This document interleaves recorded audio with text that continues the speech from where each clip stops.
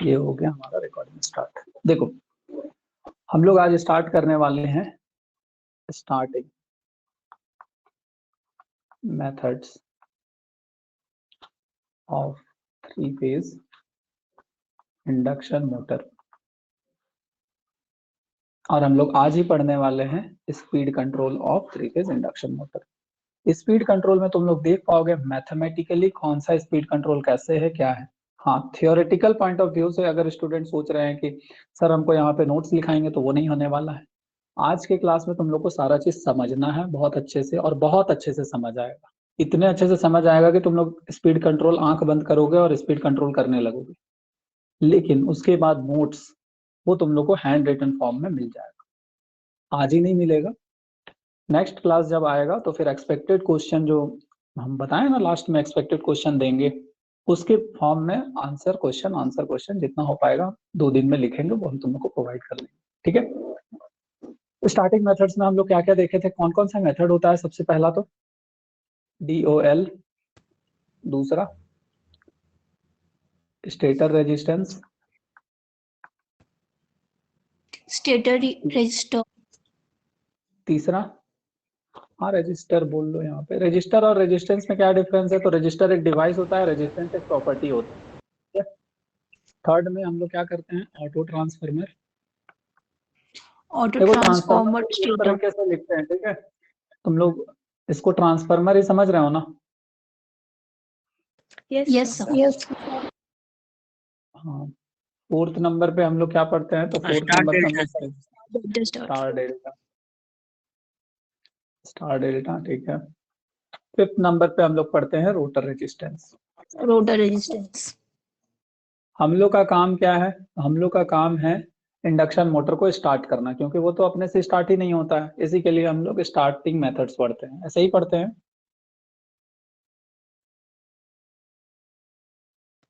No sir. Sir हम नहीं, लोग 3 स्टार्टिंग फेज में जो मेथड्स है पढ़ते हैं। स्टार्टिंग करंट तो उससे बिल्कुल कंट्रोल करने के लिए स्टार्टिंग मेथड पढ़ते करंट हैं। कंट्रोल करना होता है। बिल्कुल, स्टार्टिंग में ही इतना 6 to 7 टाइम्स करंट आ जाता है, जिससे हमारा सारा वायर जल जाएगा। फिर हम लोग जो खरीद करके लाए हैं वो बस रखा हुआ रह जाएगा, वो काम नहीं करेगा। इसी के लिए हम लोग स्टार्टिंग में करंट को लिमिट करने के लिए, to limit the starting current we use starters in 3-phase induction motor. समझ पा रहे हो।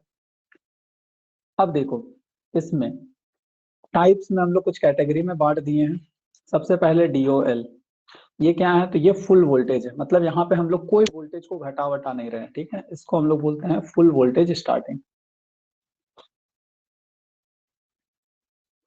और ये stator resistance, auto transformer, star delta जो है, ये 3 जो है, इसमें हम लोग क्या कर रहे हैं, हमारा मेन टारगेट क्या है, हमारा मेन टारगेट है वोल्टेज घटाना। क्योंकि I क्या होता है, I is equals to SE2 divided by root under R2 by S का होल स्क्वायर प्लस X2 का स्क्वायर, या फिर यहाँ पे S है तो यहाँ पे SX2 का स्क्वायर, ऐसा ही होगा। मतलब हम लोग का अगर इसको हम घटा दें, अगर E2 को घटा दे तो फर्दर I घट जाएगा स्टार्टिंग में, फिर धीरे धीरे मतलब ये मैनेज हो जाएगा। फिर हम लोग उसको जो है अपने ओरिजिनल कंडीशन में ले आएंगे। कहने का मतलब क्या है, हम लोग को E2 घटाना है, मतलब हम लोग को ये जो 3 मेथड है, ये क्या है, तो ये रिड्यूस्ड वोल्टेज स्टार्टिंग है। अब रिड्यूस्ड वोल्टेज कहने का मतलब क्या है, जितना हम लोग सप्लाई दे रहे हैं उतना ना दे करके कुछ घटा करके देंगे। पहले अगर V दे रहे थे तो अब देंगे क्या, V डिवाइडेड बाई 2, या फिर V डिवाइडेड बाई 4, या फिर V डिवाइडेड बाई, या फिर 3 divided by 4, 3V divided by 4। कहने का मतलब ये सबको हम अगर जनरलाइज फॉर्म में लिखें, पहले V दे रहे थे, अब हम XV देंगे जिसमें X का वैल्यू लेस देन 1 है। बोल सकते हैं ऐसा। Yes sir. Yes sir. 1/2 भी लेस देन 1 है, 1/4 भी लेस देन 1 है, 3/4 भी लेस देन 1 है। X कभी ग्रेटर देन 1 नहीं हो सकता है। तो अब हमारा क्या हो गया, जहां पे भी V था वहां पे X भी हो गया। और हम लोग को पता है current is directly proportional to EMF का स्क्वायर होता है, मतलब वोल्टेज का स्क्वायर। X टाइम्स कहने का मतलब I भी अब X टाइम्स जो है वो हो जाएगा। अदरवाइज यहाँ पे ये गलत हो जाएगा, तुम लोग कंफ्यूज हो जाओगे। देखो ये V है, रिड्यूस्ड वोल्टेज मतलब X भी है, ठीक है। DOL स्टार्टर कल हम लोग देख लिए थे। DOL स्टार्टर क्या होता है, तो डायरेक्ट हम लोग उसमें कर देते हैं लोडिंग, उसमें हम लोग कुछ नहीं करते हैं, मतलब हम लोग नाम का सिर्फ एक बचने के लिए बायोमेटालिक स्ट्रिप यूज करते हैं, सो दैट कि हम लोग का ओवर वोल्टेज प्रोटेक्शन वो प्रोवाइड करे या ओवर करंट प्रोटेक्शन। ठीक है, बाकी डायरेक्ट ऑनलाइन स्टार्टर में क्या होता है, सप्लाई से डायरेक्ट कनेक्टेड रहता है, और ऐसा मोटर हम लोग सेलेक्ट करते हैं जिसका रेटिंग बहुत कम हो, मतलब कहने का मतलब बहुत छोटा मोटर। रेटिंग कम मतलब मोटर छोटा ना, रेटिंग बढ़ता चला जाएगा, साइज बढ़ता चला जाएगा, तो लो रेटिंग मोटर के लिए हम लोग यूज करते हैं। दूसरा कंडीशन क्या था, ऐसा मोटर को सेलेक्ट करते हैं जो कि तुरंत एक्सेलरेट करता हो, मतलब बहुत कम टाइम में ही वो फाइनल स्पीड को अचीव कर पाता हो, वैसा मोटर हम लोग सेलेक्ट करते हैं, सो दैट कि हमारा स्टार्टिंग करंट मतलब अगर कुछ सेकंड के लिए भी आ रहा हो तो वो मैनेज हो जाता है उस टाइम पे। ठीक है, इसी के लिए हम लोग DOL स्टार्टर का एक लिमिटेशन है लो, मतलब लो स्मॉल रेटिंग मोटर के लिए, और दूसरा कि हम लोग इसको यूज करते हैं हाई, हम लोग इसको यूज करते हैं हाई एक्सेलरेटेड मोटर के लिए। एडवांटेज क्या है, तो इसमें सारा चीज एडवांटेज ही है, कुछ करना नहीं पड़ता है हम लोग को, मतलब सस्ता है, सस्ता है मतलब कुछ पैसा लगाना नहीं पड़ रहा है। ये DOL का कहानी था। स्टेटर रेजिस्टेंस का क्या कहानी था, तो स्टेटर रेजिस्टेंस का कहानी हम लोग यहाँ पे लिखते हैं।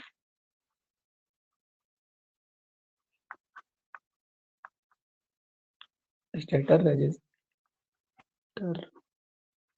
ठीक है, ये क्या है, तो हम लोग क्या देखे थे, ये हमारा 3 फेज इंडक्शन मोटर था, उसका स्टेटर है जिसमें हम लोग सप्लाई करते थे डायरेक्ट 3 फेज को। अब ये 3 फेज मतलब V वोल्टेज को, अब यहाँ पे V वोल्टेज सप्लाई ना करके हम लोग कुछ ऐसा अरेंजमेंट यहाँ पे करेंगे कि यहाँ पे जो वोल्टेज मिले वो X टाइम्स ऑफ V मिले, मतलब यहाँ पे सप्लाई में कुछ वोल्टेज हम लोग ड्रॉप करा देते हैं, मतलब यहाँ से तो V वोल्टेज आ रहा है, लेकिन यहाँ से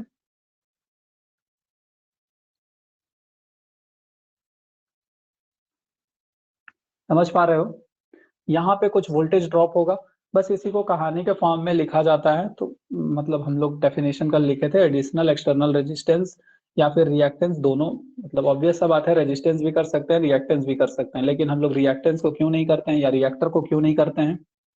देखो, जहां पे भी वर्ड टर आ जाता है वो डिवाइस होता है, जहां पे भी वर्ड टेंस आता है वो उसका प्रॉपर्टी होता है। तो टर बोल रहे हैं और टेंस बोल रहे हैं तो कंफ्यूज नहीं हो जाना है, जैसे रजिस्टर बोल रहे हैं और रेजिस्टेंस बोल रहे हैं, कभी कभी मेरे से रजिस्टर बोला जा रहा है, कभी कभी रेजिस्टेंस बोला जा रहा है, दोनों का मतलब सेम ही है। ठीक है, इसमें तुम लोग कंफ्यूज मत हो जाना। बहुत मैसेज आ लेकिन गया सर यहाँ पे। रजिस्टर था तो सर वोल्टेज को कैसे रिड्यूस करते हैं, ये नहीं समझ में आ रहा सर। रेजिस्टेंस आता है, वोल्टेज को ड्रॉप कैसे करते हैं। देखो यहाँ पे मतलब ये वोल्टेज क्या है, बाल्टीन में पानी लेकर के जा रहे हैं हम लोग, यहाँ पे तुम एक फूल लगाए हो, ठीक है, क्या किए, इधर से आगे बढ़ रहे हैं, इस फूल में थोड़ा सा पानी दे दिए, क्या उतना ही पानी बचेगा, नहीं सर। कुछ ड्रॉप कर दिया हम लोग यहाँ पे, उसी का मतलब समझ पा रहे हो रेड्यूस वोल्टेज का मतलब। सर जैसे रेजिस्टेंस जो है वो तो करंट को रोकता है, तो उससे करंट का वैल्यू कम होगा ना सर, वोल्टेज का कैसे रिलेशन, नहीं समझ में आ देखो करंट को रोकता है कहने का मतलब ड्रॉप करके रोकता है ना, तो ड्रॉप यहाँ पे अगर केवीएल इक्वेशन लगाओगे तो कुछ तो पार्ट यहाँ पे वोल्टेज, केवीएल इक्वेशन क्या होता है, कुछ इसके अक्रॉस वोल्टेज आएगा ना, आखिर जीरो तो नहीं रहेगा वोल्टेज, जीरो रहेगा तो शॉर्ट सर्किट होगा, कुछ वोल्टेज आया, वो वोल्टेज आया कहाँ से, इसी का तो कुछ पार्ट होगा ना यहाँ पे, अदरवाइज नहीं रहता तो फिर जीरो होता है, तो वहां पे है, तो जो वोल्टेज यहाँ पे ड्रॉप हो जाएगा उसके बाद जो बचेगा वही यहाँ पे अपीयर होगा। ठीक है, समझ पा रहे हो। रहा। Okay sir. अब देखो, रिपीट कर दीजिए ना। देखो हम लोग स्टार्टिंग में क्या था, यहाँ पे वोल्टेज भी सप्लाई कर रहे थे, स्टेटर में कोई रेजिस्टेंस अप्लाई नहीं कर रहे थे। जब हम लोग स्टार्टिंग में भी वोल्टेज दे रहे थे तो हमारा स्टार्टिंग करंट 6 to 7 टाइम्स हो रहा था। हम लोग को क्या चाहिए, हम लोग को कुछ ऐसा अरेंजमेंट चाहिए जिसमें स्टार्टिंग में वैल्यू बहुत कम मिले हम लोग को, फिर बाद में हम लोग जैसा था वैसा कर लेंगे, कोई दिक्कत नहीं है।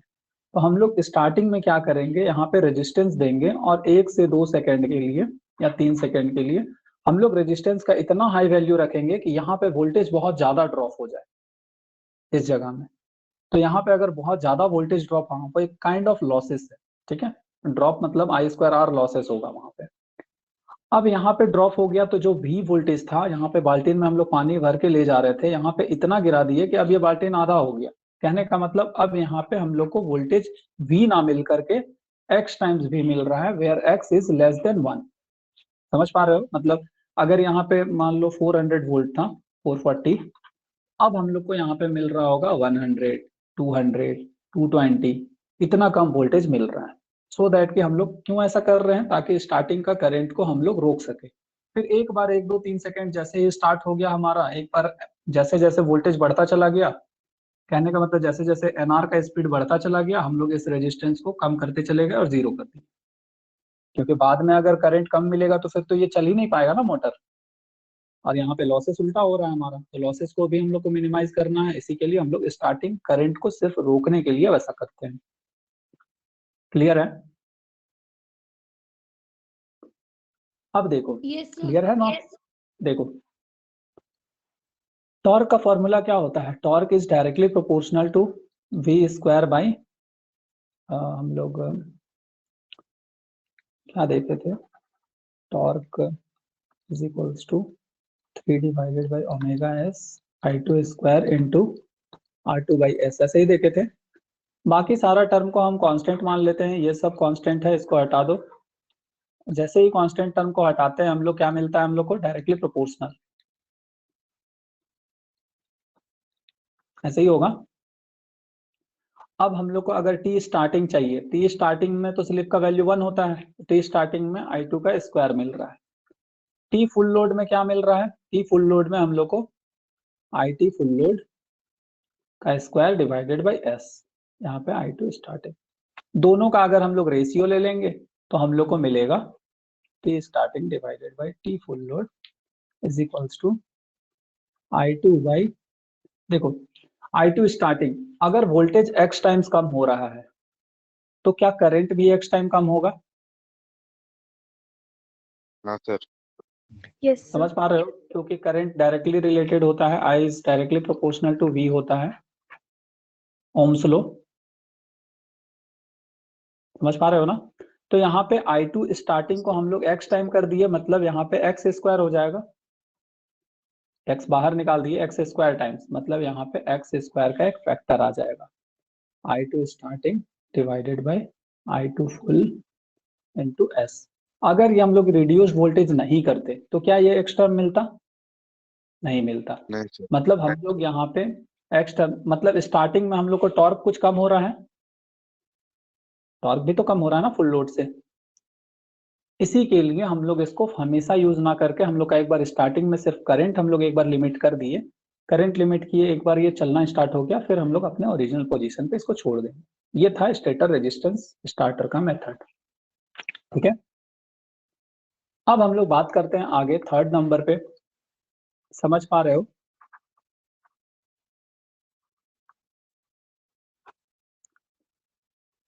ऑटो ट्रांसफार्मर का स्टार्टर। ऑटो ट्रांसफार्मर का स्टार्टर क्या बोलता है? चलो यहाँ पे है हमारा, ये इस तरीके से स्टेटर का वाइंडिंग है, यहाँ से 3 वायर निकला हुआ है इस तरीके से। ठीक है, ये है हमारा स्टेटर का। उसी तरीके से रोटर का होगा। हाँ, ये स्टार भी हो सकता है या डेल्टा भी हो सकता है, इजी पर्पस के लिए यहाँ पे स्टार लिए। यहाँ से जो वायर निकला है वो एक बार इससे कनेक्टेड होगा,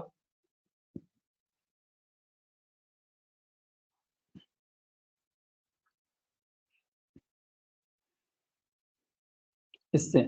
अट स्टार्टिंग में ये टैपिंग्स किया हुआ है ना, ये जो है ये क्या है? टैपिंग्स है। और टैपिंग्स क्या होता है? परसेंटेज में होता है। अगर ये फुल में, मतलब अगर सबसे नीचे किया हुआ है मतलब 100% टैपिंग, फिर कम में किए हैं तो उसको और कम करते चले जाओ जितना में वो टैप किया हुआ है। ठीक है, अब टैपिंग्स का काम क्या है? टैपिंग्स का काम, अब देखो अगर हम इस फिगर को मतलब इस तरीके से बना ले, 1 मिनट रुक जाओ। देखो ये स्टार्टर नहीं है, ठीक है, गलती हम बोल दी है। यहाँ पे ये ऑटो ट्रांसफार्मर है, 3 फेज ऑटो ट्रांसफार्मर, और ये हमारा स्टेटर है। ठीक है, स्टेटर से ही ना कनेक्ट रहेगा ये। अगर ऑटो ट्रांसफार्मर नहीं लगाते तो हमारा सिंपल मोटर ऐसा रहता, 3 फेज सप्लाई और यहाँ पे भी वोल्टेज ऐसे ही रहता ना। बट यहाँ पे हम लोग टैपिंग्स लगा दिए हैं। और टैपिंग्स क्यों लगा रहे हैं? फुल वोल्टेज के लिए या फिर कम करने के लिए वोल्टेज? कम करने के लिए सर। कम कम करने करने के लिए सर। तो हम लोग यहाँ पे अब फिर से यहाँ पे रिड्यूस्ड वोल्टेज एक्स भी मिल रहा है।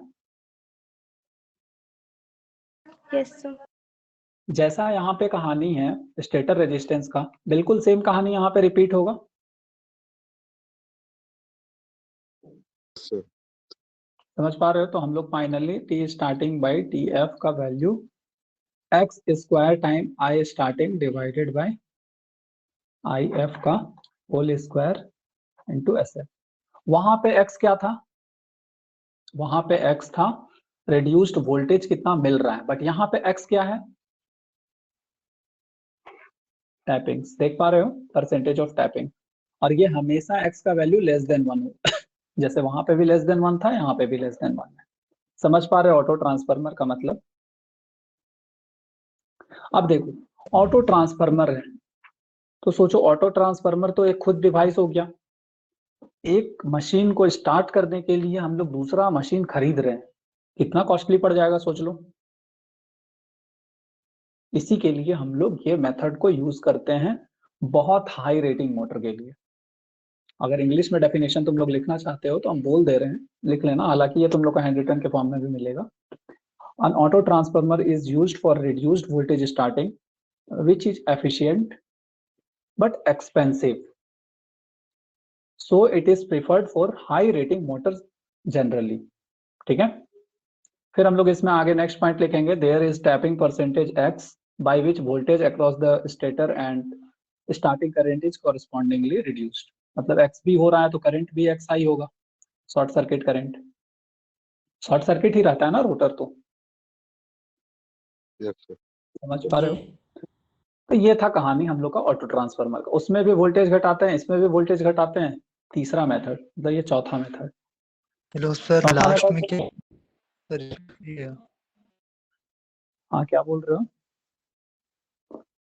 सर वो लास्ट में जो बताया ना सर, स्टेटर के नीचे, वो थोड़ा उसमें मेरा कट गया था सर। हाँ ठीक है ना, कट गया तो कोई दिक्कत नहीं है, ऐसा नहीं कोई बहुत बड़ा चीज छूट जा रहा है। देखो रिड्यूस्ड वोल्टेज एक्सपी मतलब एक्स घट रहा है एक्स टाइम्स ऑफ वोल्टेज, तो करंट भी एक्स टाइम्स ऑफ करंट घट रहा है बस। और यहाँ पे करंट क्या होता है? तो शॉर्ट सर्किट करंट होता है, क्योंकि हम लोग रोटर का बात कर रहे हैं, क्योंकि रोटर में हाई अमाउंट ऑफ करंट जाता है ना।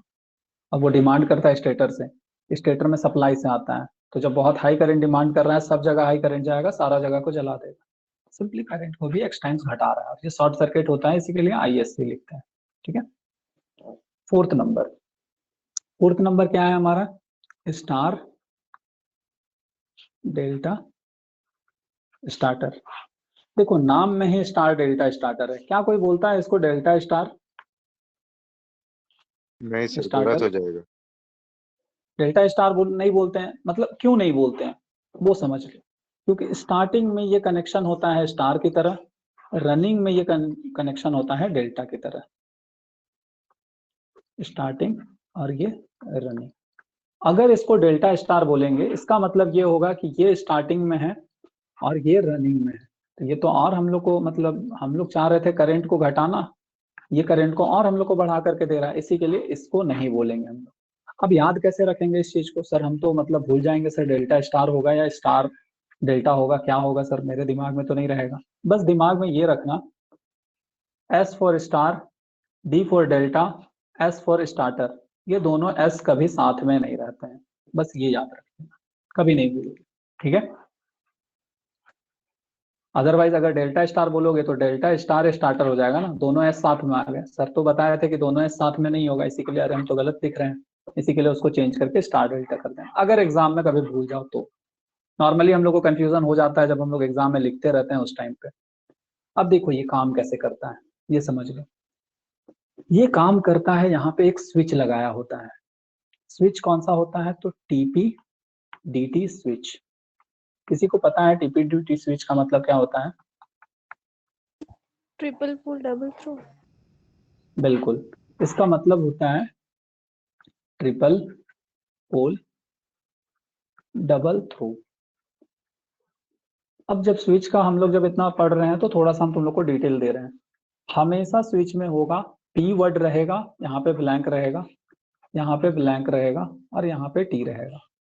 ये P का मतलब होता है पोल और ये T का मतलब होता है थ्रो। पोल का मतलब होता है कितना तार है, मतलब कितना वायर आया है, और थ्रो का मतलब है कितना साइड वो भेज रहा है। अगर 2 साइड भेज रहा है तो डबल थ्रो, 3 साइड भेज रहा है ट्रिपल थ्रो, 4 साइड भेज रहा है तो क्वाड थ्रो। हालांकि 4 साइड भेजता नहीं है स्विच, उतना छोटा सा स्विच होता है ना। पोल, अगर एक वायर है तो सिंगल पोल, सिंगल पोल तो कभी नहीं होगा, सिंगल पोल को हम लोग नॉर्मल वायर बोलते हैं, ठीक है। 2 पोल है डबल पोल, 3 पोल है मतलब 3 वायर है तो ट्रिपल पोल, 4 अगर वायर आया है तो क्वाड्रेचर मतलब क्वाड पोल, ठीक है। उस तरह से होता है कंसेप्ट। समझ पा रहे हो स्विच का मतलब क्या है। अब ये बनता कैसे है, इसका फिगर कैसा होता है वो हम बता रहे हैं यहाँ पे।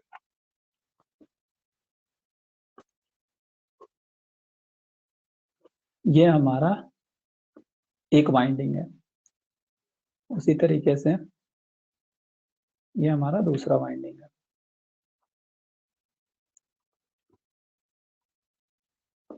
ठीक है। हम यहाँ पे पहले triple pole double throw switch बनाते हैं। ट्रिपल पोल मतलब 3 वायर आ रहा है कहीं से,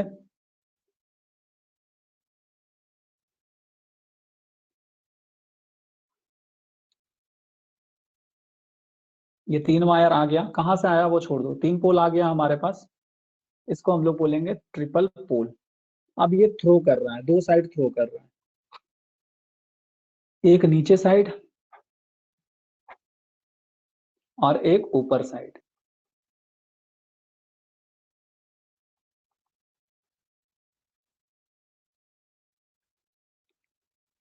डॉट डॉट लाइन है, ठीक है, समझना इसको। ये हमारा स्विच जो बनाए हैं ये ट्रिपल पोल है और डबल थ्रो है, समझ पा रहे हो। और ये कैसा स्विच होना चाहिए, तो पहले स्टार की तरह फिर डेल्टा की तरह। अब देखो 3 वायर इधर से आया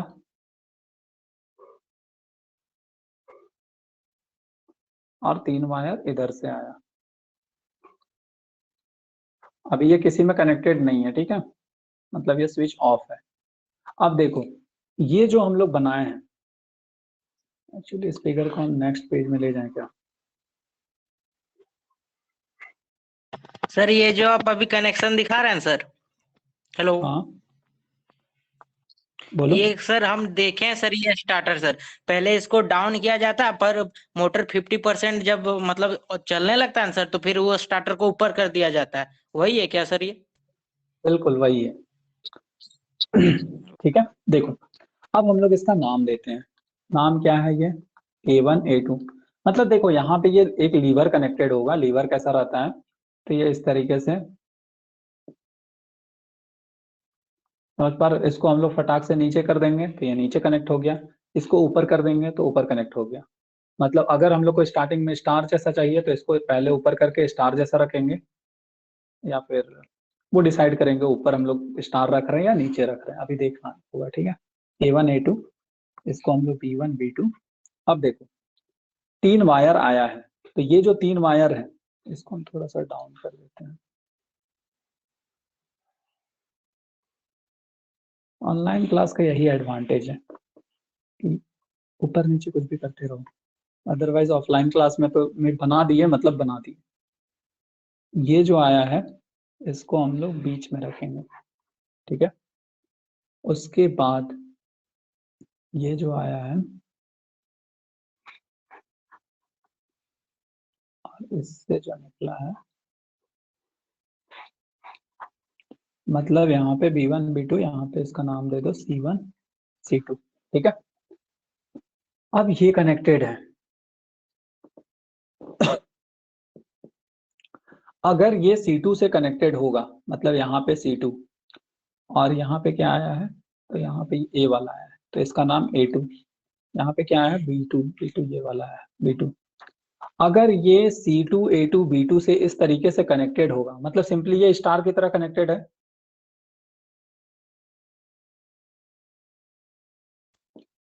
मतलब तीनों पॉइंट यहाँ पे सॉर्टेड है, इसी के लिए हम लोग नीचे स्टार कंसिडर कर रहे हैं और ये हमारा रहेगा स्टार्टिंग की तरह। ठीक है, अब हम कलर कोडिंग, लास्ट में कलर कोडिंग भी दिखा देंगे कि कौन कौन से कलर से करेंगे। ठीक है, 3 कलर अलग अलग ले लेंगे तो तुम लोग को समझ में आ जाएगा। अब देखो यहाँ से ए कंडक्टर यहाँ से लिए, फर्स्ट वायर को ए रखो, सेकेंड वायर को बी रखो और थर्ड वायर को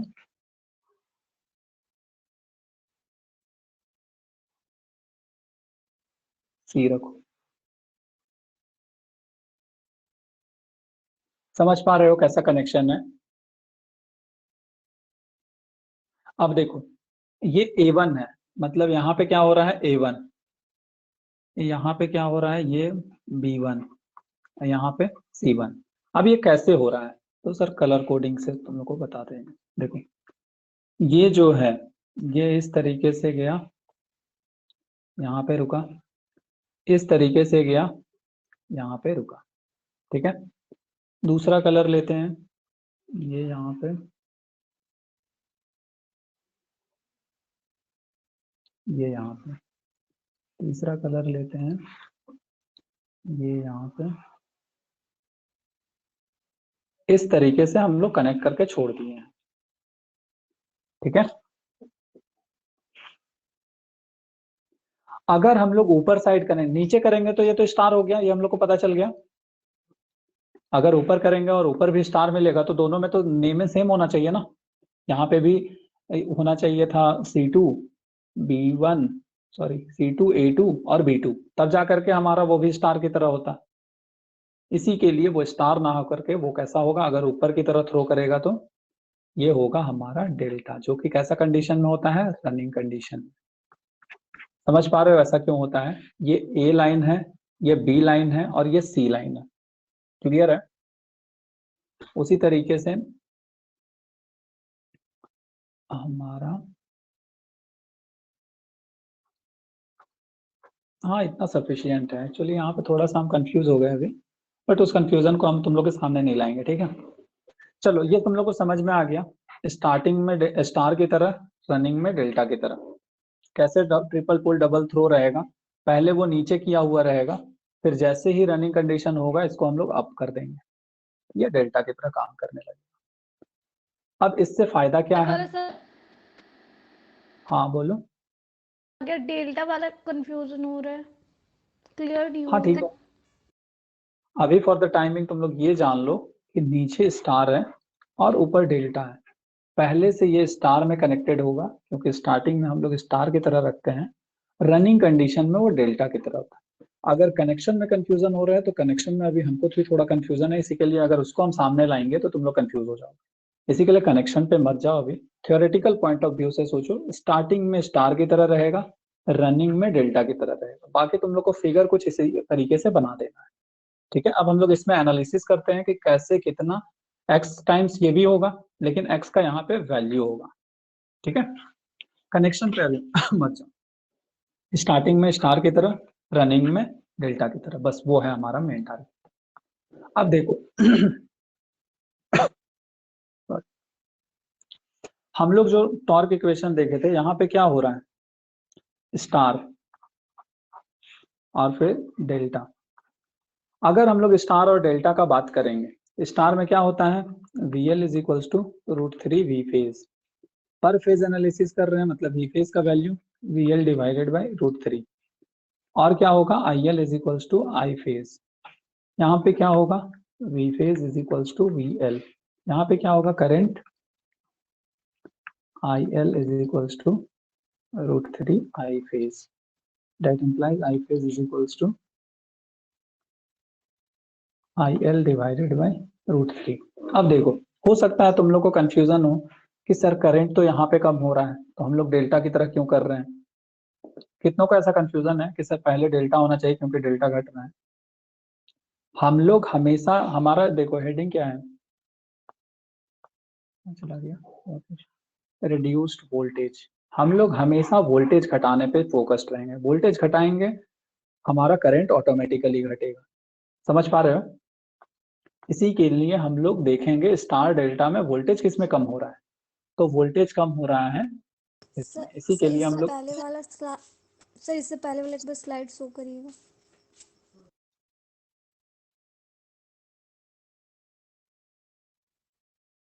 यस सर, आप पढ़ाइए। ठीक है, देखो रियल डिवाइडेड बाई √3, मतलब अगर यहाँ पे हम कंपेयर करें लास्ट मेथड से, जो एक्स वी हम कर रहे थे, क्या हम बोल सकते हैं एक्स का वैल्यू 1 डिवाइडेड बाई √3 है? 1 डिवाइडेड बाई √3 लेस देन 1 है, मतलब सारा कंसेप्ट जो वहां पढ़े हैं वो यहाँ पे लगेगा।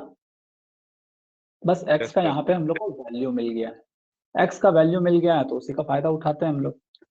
T starting by T F is equals to X square into I starting by I F का होल स्क्वायर इंटू एस। ऐसा कुछ हम लोग डेरिवेशन देखे थे, एस मतलब एस एफ फुल लोड का स्लिप।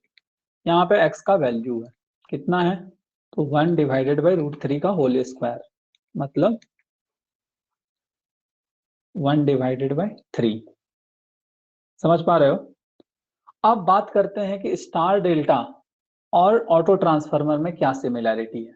स्टार डेल्टा में भी यहाँ पे एक्स स्क्वायर था, और सॉरी ऑटो ट्रांसफार्मर में भी यहाँ पे एक्स स्क्वायर था, और स्टार डेल्टा में यहाँ पे 1/3 है। अगर हम लोग बोलेंगे if X square is equals to 1/3 है, तो क्या हम लोग बोल सकते हैं स्टार डेल्टा हो चाहे फिर ऑटो ट्रांसफार्मर हो, दोनों में same amount of voltage reduce हो रहा है? अगर दोनों में x का वैल्यू सेम है तो सर? हाँ, दोनों में x का वैल्यू, क्योंकि यहाँ पे ऑटो ट्रांसफार्मर में x है परसेंटेज ऑफ टैपिंग, और स्टार डेल्टा में उसका वैल्यू 1/√3 है, मतलब 1/3 आ जा रहा है एक्स स्क्वायर का वैल्यू। ये है हमारा स्टार डेल्टा। तो हम लोग बोल सकते हैं ना, एक ऐसा पार्टिकुलर वैल्यू पे दोनों का मतलब अगर X square is equals to 1/3 करेंगे तो हम लोग को ऐसा पता चल जाएगा कि कितना % टैपिंग में वो काम कर रहा है स्टार डेल्टा की तरह, पता चल जाएगा हम लोग को। Yes sir. Yes sir. और वो कैसे पता चलेगा, तो वो एक्स स्क्वायर को इक्वल्स टू 1/3 करेंगे, तब एक्स का वैल्यू निकाल लो यहाँ से, एक्स का वैल्यू आ जाएगा 1 डिवाइडेड बाई √3। 1 डिवाइडेड बाई √3 का तुम लोग वैल्यू यहाँ पे देखोगे, तुम लोग को दिखाई देगा 1 डिवाइडेड बाई √3, तुम लोग को वैल्यू दिखाई देगा 57.73। ठीक है, इसका मतलब 57.73%, क्योंकि टैपिंग्स परसेंटेज में होता है, इसी के लिए 57.73। तो क्या हम अगर ये स्टेटमेंट बोलेंगे, ध्यान से सुनना statement, for the auto transformer with 57.73% tappings, it is equivalent to star delta starting, बोल सकते हैं ऐसा? हम यहाँ पे उसी स्टेटमेंट को लिखते हैं, for the auto transformer with 57.73% tapping, it is equivalent to star delta starter या स्टार्टिंग मेथड्स, बोल सकते हैं ऐसा? Yes sir. Yes sir. तो क्या जरूरत है हम लोग को, अगर 57.73% अगर हम लोग को टैपिंग करना है, क्या जरूरत है ऑटो ट्रांसफार्मर खरीदने का?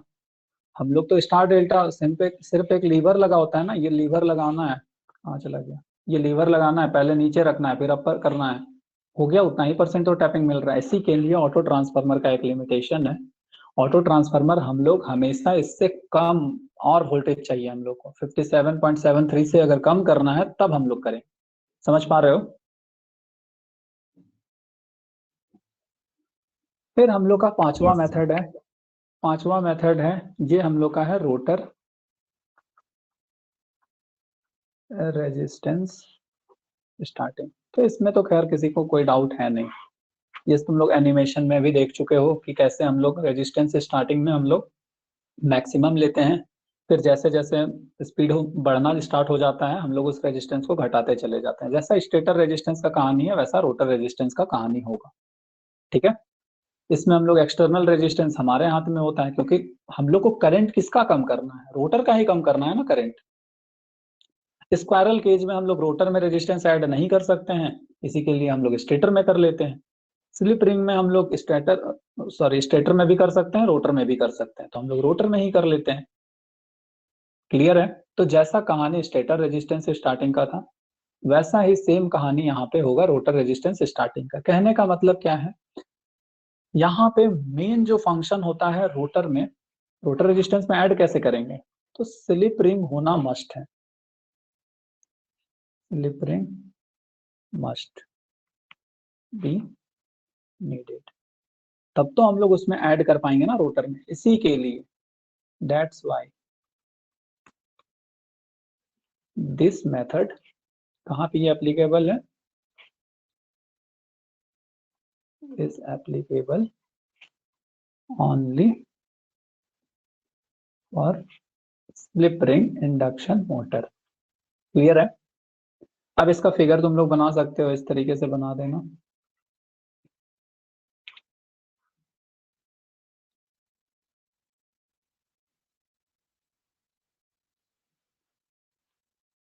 यहाँ पे ब्रशेस और यहाँ से सिंपली ये तीनों वेरिएबल रेजिस्टेंस है और ये तीनों सॉर्टेड है, ठीक है। और ये किसके लिए है, तो ये ऑब्वियस सा बात है स्लिप रिंग इंडक्शन मोटर के लिए हो सकता है, ठीक है। और ये जो है ये मेथड, ये टेक्निकली देखा जाए तो ये बेस्ट मेथड है फॉर स्टार्टिंग, ठीक है। कहने का मतलब क्या है, स्टार्टिंग रेजिस्टेंस ऐड कर रहे हैं तो हम लोग को क्या मिल रहा है, एसएम का वैल्यू क्या होता है, R2/X2 होता है ना। हम लोग R2 ही ना ऐड कर रहे हैं, तो हम लोग को स्टार्टिंग में टॉर्क भी ज्यादा मिल रहा है, और हम लोग को स्टार्टिंग में टॉर्क मिल जा रहा है बहुत ज्यादा, ये तो और एडवांटेज बात है। हम लोग को चाहिए था कि हम लोग करंट को लिमिट करें, यहाँ तो करंट को लिमिट कर ही रहा है, उल्टा स्टार्टिंग टॉर्क को ही बढ़ा दे रहा है। इसी के लिए हम लोग ये मेथड को बेस्ट बोलते हैं for slip ring induction motor. But दुर्भाग्य है कि इस मेथड को हम लोग मेथड दिखाइए ना, सेकंड वाले में भी हम लोग रेजिस्टेंस ऐड करते थे ना। हाँ, सेकेंड वाले में भी हम लोग रेजिस्टेंस ऐड करते थे, बट हम लोग यहाँ पे इसमें स्टेटर में करते थे, इसमें स्टेटर में करते थे, ये R2 नहीं है, इसी के लिए स्टार्टिंग टॉर्क इसमें कुछ नहीं हो सकता है, ठीक है। ये था कहानी हमारा स्टार्टिंग मेथड्स का। किसी को कोई डाउट है कहीं पे भी?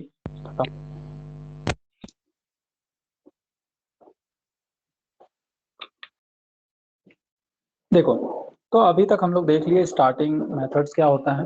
अब हम लोग बात करने वाले हैं स्पीड कंट्रोल।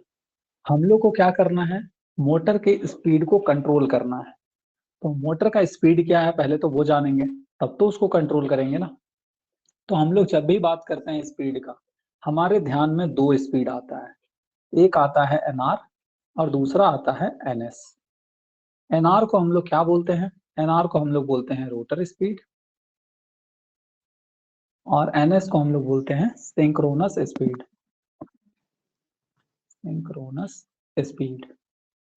अगर N का वैल्यू, सिंक्रोनस स्पीड से तो हम लोग को ये तो दिखाई देता नहीं है, हम लोग को सारा टारगेट जो है NR पे करना है। जो भी एक्सपेरिमेंट करेंगे स्पीड कंट्रोल का सारा चीज NR पे करना है। अब करेंगे कैसे, अगर N का वैल्यू लेस देन NR हो गया, मतलब हम लोग कैसा कंट्रोल कर दिए स्पीड को, बिलो द NR को बेस स्पीड मान लो, रोटर स्पीड को बेस स्पीड मान लो, ठीक है। मतलब हम लोग कैसा कंट्रोल कर दिए स्पीड को, बिलो द बेस स्पीड। अगर हम लोग स्पीड को बढ़ा दिए और NR से भी ज्यादा कर दिए, हम लोग को ये ध्यान रखना है NR से बढ़ा करके NS तक नहीं पहुंचा देना, NS से कम ही रहेगा ये, तो इसको कैसा बोलेंगे, अबव द बेस स्पीड। यही दो केस बनेगा ना स्पीड कंट्रोल का, या तो हम लोग नॉर्मल NR जो चल रहा है उससे बढ़ाएंगे या तो उससे घटाएंगे, ऐसे ही होगा। तो अब हम लोग क्या करते हैं, हम लोग नॉर्मल जो अभी तक पढ़े हैं उस फॉर्मूला का यूज करते हैं। क्या फॉर्मूला है, तो हम लोग इधर ही पहले बना लेते फॉर्मूला। हम लोग जानते हैं स्लिप इज इक्वल्स टू क्या होता है, NS minus NR divided by NS। That implies यहाँ से NR का वैल्यू निकालते हैं तो क्या आता है 1 माइनस S, यही आता है। हाँ सर। मतलब हमारा जो इक्वेशन है वो बड़ा बड़ा यहाँ पे लिखते हैं, NR is equals to NS 1 minus S, ऐसे ही है। अब हम लोग को अगर इसको कंट्रोल करना है तो हम लोग को NS को कंट्रोल करना होगा और हम लोग को S को कंट्रोल करना होगा। मतलब हमारा क्या हो गया, इस फॉर्मूले को बड़ा बड़ा ऐसा बना लो। इसको कंट्रोल करने के लिए हम लोग को एक होगा सिंक्रोनस स्पीड कंट्रोल होगा,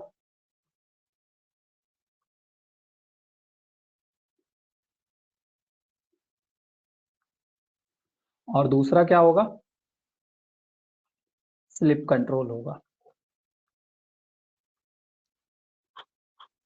यही है हमारा, और तो हमारे पास कुछ नहीं है। और एक फॉर्मूला NS का और होता है, ध्यान में रख लो, NS इज इक्वल्स टू होता है 120 F/P, यही होता है। अब बात करते हैं कि NS कैसे, या फिर इसको यहाँ पे लिखो, सिंक्रोनस स्पीड को हम लोग को कंट्रोल करना है तो उसका फॉर्मूला होता है NS is equals to 120 F/P। कहने का मतलब क्या है, अब NS को कंट्रोल करने के लिए हम लोग किसको किसको करेंगे कंट्रोल, F को और P को। इसी के लिए सिंक्रोनस स्पीड कंट्रोल के अंदर में दो मेथड आता है। पहला मेथड होता है फ्रीक्वेंसी कंट्रोल, और इसी को हम लोग नाम देते हैं, सिर्फ फ्रीक्वेंसी कंट्रोल नहीं, variable voltage variable frequency control, VVVF। हम लोग देखेंगे इसका नाम ऐसा क्यों पड़ा, ठीक है। सेकेंड, पोल हम लोग चेंज कर रहे हैं, पोल चेंज कर रहे हैं ना, पोल चेंजिंग मेथड। ये दो मेथड हमारा किसके अंडर में आएगा, सिंक्रोनस स्पीड कंट्रोल में। बाकी स्लिप को कंट्रोल कैसे करेंगे हम लोग बताओ।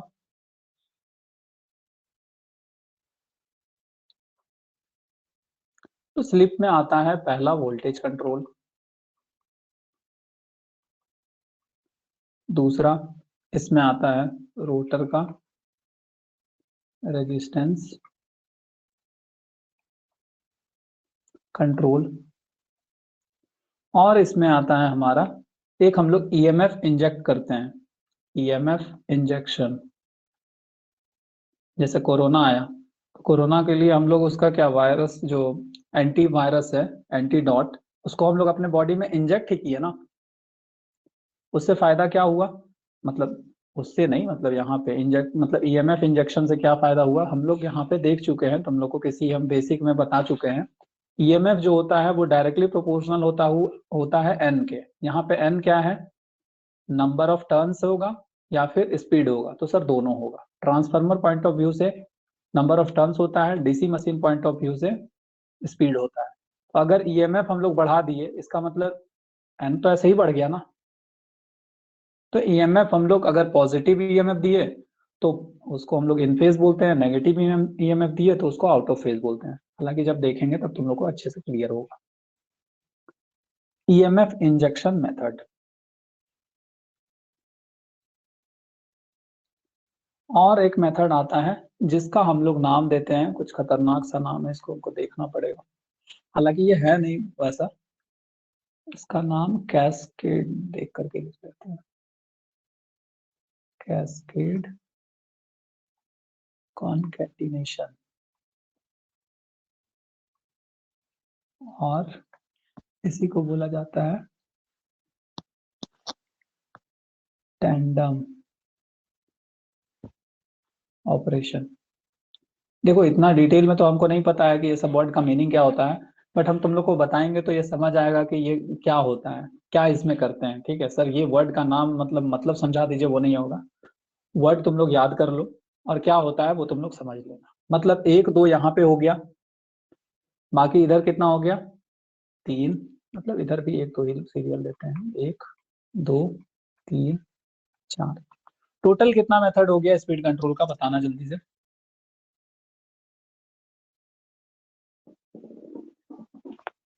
टोटल मेथड हो गया 6, 6 देख पा रहे हो। दो कैटेगरी में इसलिए रखे हैं क्योंकि हमारा एनआर का फॉर्मूला 2 होता है। तुम लोग भी इसी तरीके से याद रखोगे, कभी नहीं भूलोगे। एक होता है speed side synchronous speed side, क्या कैटेगरी में, तो फ्रीक्वेंसी कंट्रोल पोल चेंजिंग मेथड। स्लिप में क्या क्या हो सकता है, voltage control, rotor resistance, EMF injection, और फिर ये कैस्केड कंकैटिनेशन जो भी है। इसमें हम लोग क्या करते हैं, स्लिप का वैल्यू को बढ़ा देते हैं या घटा देते हैं, ठीक है, उस तरीके से होता है। अब हम लोग का सबसे बड़ा यहाँ पे थोड़ा सा एनालिसिस ये करेंगे कि कौन कौन सा स्पेशल ये जो मेथड है किसी एक ही मोटर में अप्लाई हो सकता है। हमारे पास दो मोटर है, स्क्वायरल केज इंडक्शन मोटर, और हमारे पास क्या अवेलेबल है, स्लिप रिंग इंडक्शन मोटर। बहुत सारा ऐसा मेथड है जो कि सिर्फ एक में ही अप्लीकेबल होगा। जैसे अगर हम बात करें यहाँ पे पोल चेंजिंग का, तो कल के क्लास में तुम लोग को हम ये बताए थे कि हम लोग को रोटर में वाउंड करना रहता है वाइंडिंग को, मतलब वहां पे नंबर ऑफ पोल फिक्स रहेगा।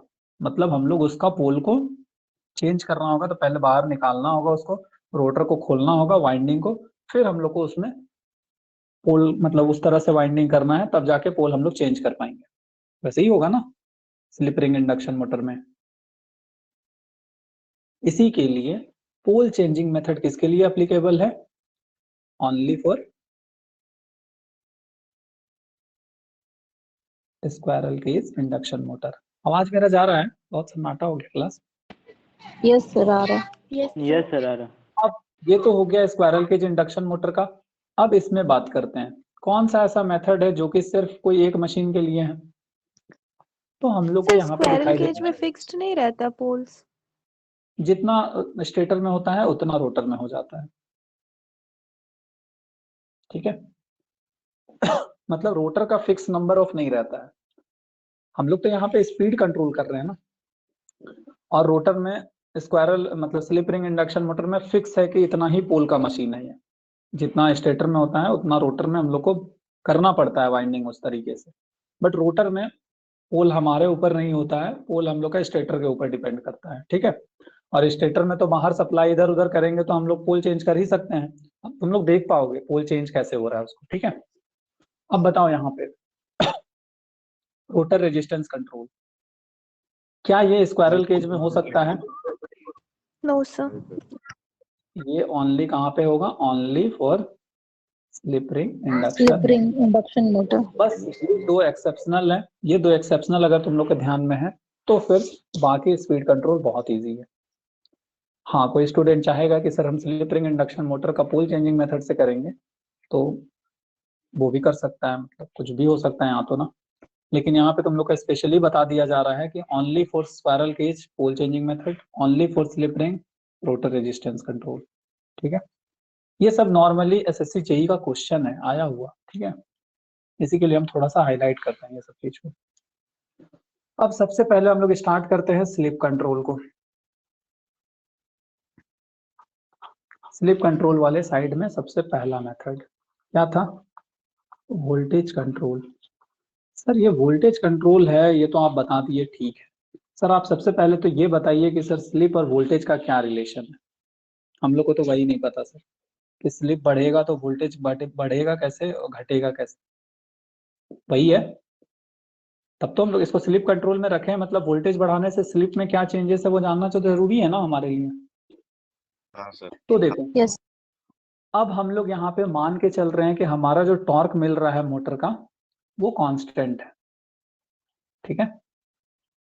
अब देखो इसमें सबसे पहले इसका रोटर सर्किट क्या होगा, एयर गैप वाला रोटर सर्किट, ठीक है। ये R2/S, ये X2, ये प्लस माइनस E2, या फिर इसको भी मान लो ना। टॉर्क इज, अगर directly proportional point of view से लिखें या फिर एग्जैक्ट लिखते हैं, 3/ω/S into V² divided by R2/S का होल स्क्वायर प्लस X2 का स्क्वायर इंटू R2/S, यही होता है टॉर्क इक्वेशन। हम लोग क्या कर रहे हैं, एट लो स्लिप रीजन, क्योंकि हम लोग स्पीड कंट्रोल कब करेंगे। देखो स्पीड कंट्रोल तो ये भी है ना कि मोटर को पकड़ लिए, ब्लॉक कर दिए और मोटर को सप्लाई दे दिए और जो है मोटर चल ही नहीं रहा है, बोलेंगे स्पीड कंट्रोल हो रहा है। क्या वो स्पीड कंट्रोल है कि सर हम तो मोटर को चलने नहीं दे रहे हैं, हम तो स्पीड को कंट्रोल कर रहे हैं, क्या वो स्पीड कंट्रोल है? No sir. नहीं। दूसरा, सर हम एस सप्लाई ऑफ न्यूमरेटर में मल्टीप्लाई होता है ना? नहीं, एस तो यही रहता है ना। और दूसरा क्या है, तो सर हम मोटर को मतलब अगर हमको स्पीड कंट्रोल करना है हम सप्लाई ऑफ कर देंगे, मोटर रुक धीरे धीरे हो जाएगा, फिर हमको चाहिए होगा हम सप्लाई ऑन कर देंगे। क्या वो स्पीड कंट्रोल है? हाँ स्पीड कंट्रोल है, बट स्पीड कंट्रोल का मेथड है, क्योंकि उसमें भी स्पीड तो कंट्रोल ही हो रहा है ना, ऑफ कर रहे हैं घट रहा है, ऑन कर रहे हैं बढ़ रहा है, बट वो क्या गुड स्पीड कंट्रोल है, मेथड बोल सकते हैं उसको, वो स्पीड कंट्रोल नहीं है। स्टार्टिंग में सर हम पकड़े हुए हैं मोटर को, घूमने ही नहीं दे रहे हैं सर, मेरा स्पीड कंट्रोल हम कर रहे हैं मोटर, क्या वो स्पीड कंट्रोल है? नहीं। स्पीड कंट्रोल हम लोग करेंगे कहाँ पे? रनिंग कंडीशन में, जब हमारा मोटर एनआर में चल रहा होगा। एनआर का वैल्यू कितना होता है? तो नियर अबाउट एनएस, मतलब बहुत ज्यादा। उस टाइम पे स्लिप कैसा होता है? तो लो स्लिप रीजन में ऑपरेट करता है या हाई स्लिप रीजन में ऑपरेट करता है? लो। लो स्लिप रीजन में। इसी के लिए हम लोग analysis at low slip region पे करते हैं। अब लो स्लिप रीजन में हमारा R2 डिवाइडेड बाई एस का वैल्यू, ये तो बहुत कम हो गया, मतलब ये पूरा क्वांटिटी बहुत बड़ा हो गया, हम लोग अप्रोक्सीमेशन करते हैं तो इसको मान करके चलते हैं ये R2 बाई एस बहुत बड़ा है X2 से, ठीक है। अच्छा तुम्हारा ये डाउट था, ये क्लियर हो गया, ये R2 बाई एस नीचे क्यों है? अगर नहीं है तो चेक कर लेना कॉपी में, ठीक है, यहाँ पे R2 बाई एस नीचे ही होगा। अब देखो, अगर इसको हम लोग अप्रोक्सीमेशन करेंगे, अप्रोक्सीमेशन तो पहले भी कर चुके हैं, 3 डिवाइडेड बाई ओमेगा एस, क्या हो जाएगा? ये पूरा टर्म रिप्लेस हो जाएगा R2 बाई एस के होल स्क्वायर से, ऐसे ही होगा ना? सर नहीं समझ में आ रहा है क्या बोल रहे हैं आप? देखो, अगर इसका वैल्यू 100 है और x2 का वैल्यू 2 है, तो अब बताओ 100 का स्क्वायर कितना हो गया? 10,000। 2 का स्क्वायर 4 हो गया। 10,000 किलोमीटर अगर तुमको चलने बोले और 4,000 किलोमीटर चलने बोले, तो क्या हम बोल सकते हैं 10,000 kilometre is far far far greater than 4 kilometre? Yes sir. इसी के लिए हम लोग इसको बोल सकते हैं कि 10,000 चलना है प्लस 4 और चलना है, तो तुम बोलोगे ठीक है भाई 10,000 ही चल लेंगे, वही काफी। तो 10,000 हम लोग करते हैं, मतलब 10,000 मतलब क्या है? R2 by S, R2 by S का होल स्क्वायर से यहाँ पे रिप्लेस कर दिया। समझ आया? हाँ सर। सबको आया समझ? Yes sir. Yes sir. चलो इसको यहाँ से कट कर दिए फटाफट, तो हम लोग को क्या मिला? Torque is equals to 3 divided by omega S into V square divided by R2। ना हम लोग इसको चेंज कर सकते हैं, ना हम लोग इसको चेंज कर सकते हैं, ना हम लोग इसको चेंज कर सकते हैं, तो हम लोग जिसको चेंज नहीं कर सकते हैं उसको हम सिंपली हटा देते हैं। तो torque is directly proportional to S V square आ गया, और टॉर्क हम लोग को कांस्टेंट चाहिए, क्योंकि हम लोग को टॉर्क इतना ही चाहिए, टॉर्क में कोई चेंजेस आना नहीं चाहिए। अब देखो यहाँ पे टॉर्क इज मतलब कांस्टेंट का वैल्यू, मतलब S is directly proportional to 1 by V square, ऐसे ही होगा। हाँ मतलब Yes, sir. अगर हम लोग बढ़ाएंगे स्लिप का वैल्यू कम होगा। अब इसका मतलब हम लोग ग्राफिकली हम लोग को समझना है इस चीज को। ग्राफिकली हम लोग कैसे समझ रहे हैं वो अभी तुम लोग हो सकता है थोड़ा सा कंफ्यूज हो जाओगे। देखो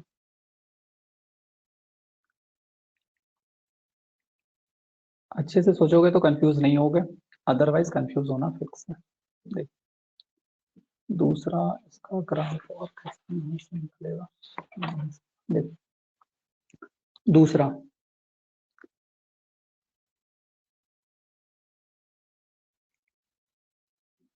क्या हम लोग R2 में कोई चेंज कर रहे हैं?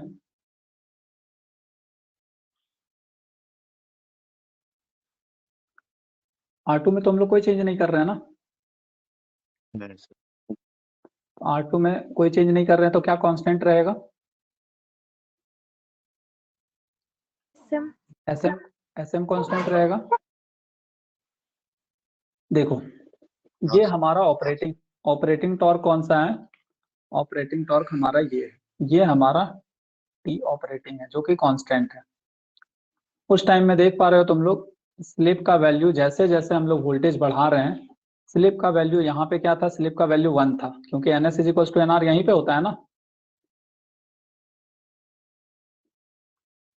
तीनों केस में देख पा रहे हो जैसे जैसे वोल्टेज कम होता जा रहा है स्लिप का वैल्यू घटता जा रहा है, और यहाँ पे हम लोग को मैक्सिमम टॉर्क मिल रहा है SM, slip at maximum torque.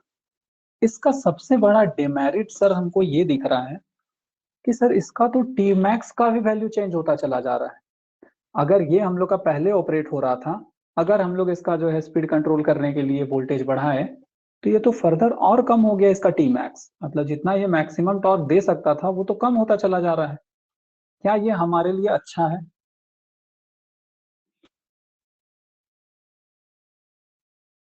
No sir. अब देखो एक चीज और हम तुम लोग को बताते हैं। हम लोग क्या करते हैं, रेटिंग वोल्टेज जो होता है, वोल्टेज से हम लोग हमेशा रेटिंग वोल्टेज देते हैं, उससे हम लोग कम वोल्टेज देंगे क्योंकि ऐसा तो है नहीं वोल्टेज ज्यादा दिए और जला दिए, वोल्टेज कम देंगे। Voltage Yes. कम दिए डेट इम्प्लाइज स्लिप का वैल्यू बढ़ गया, स्लिप का वैल्यू बढ़ गया डेट इम्प्लाइज NR का वैल्यू कम होगा। मतलब ये मेथड कैसा है, ये मेथड है हमारा मेथड 1 की तरह, below the base speed.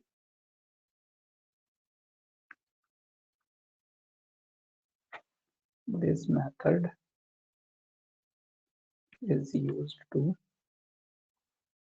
control below the base speed। कितनों को ये बात समझ आ रहा है? अरे वोल्टेज को अगर हम लोग देखो, दो चीज है हमारे पास, या तो हम लोग वोल्टेज कंट्रोल कर रहे हैं क्योंकि वोल्टेज ही हमारे पास वोल्टेज कंट्रोल मेथड है ना, ये तो वोल्टेज को हम लोग बढ़ाएंगे। क्या हम लोग इतना वोल्टेज को बढ़ा देंगे कि हम लोग का NR बढ़ता चला जाएगा और NS को पार कर जाएगा? वो तो हम लोग का नहीं है ना टारगेट।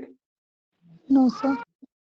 इसी के लिए हम लोग हमेशा वोल्टेज को यहाँ पे घटाते हैं सो दैट कि NR का भी वैल्यू घटेगा, और ये मेथड यूज किया जाता है बिलो द बेस स्पीड के लिए। लेकिन इसका सबसे बड़ा डिमेरिट्स क्या है, इसका Tmax जो है मैक्सिमम टॉर्क वो कम होता चला जा रहा है, जो कि हम लोग को तो मैक्सिमम टॉर्क चाहिए ना, एक टाइम पे उसको मैक्सिमम टॉर्क पे वो ऑपरेट करें।